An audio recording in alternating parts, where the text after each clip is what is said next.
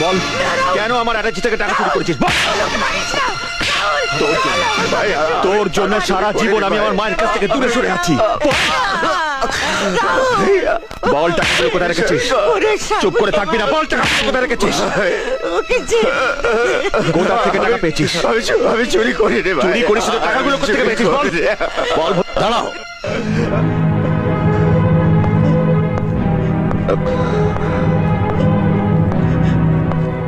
আমি বলছি এতগুলো টাকা পেল কোত্থেকে? আপনি? আমি তোমার দাদার হবু শ্বশুর সূর্যকান্ত বোস।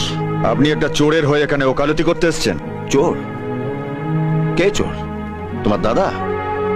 হ্যাঁ, স্বয়ং ব্রহ্মা বিষ্ণু মহেশ্বর এসে বললেও আমি কথা বিশ্বাস করতাম না।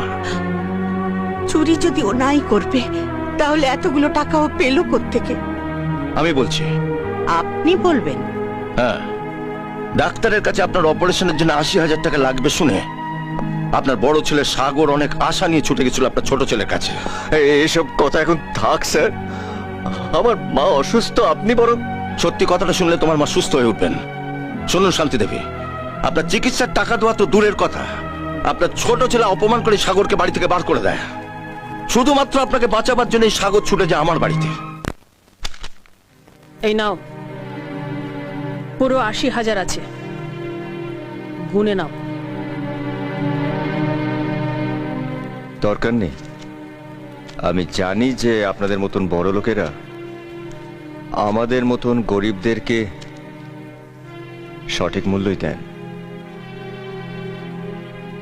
শর্তটা মনে আছে তো? মনে আছে। আপনার মেয়ে পাখির কাছ থেকে আমাকে সারা জীবনের মতন সরে যেতে হবে।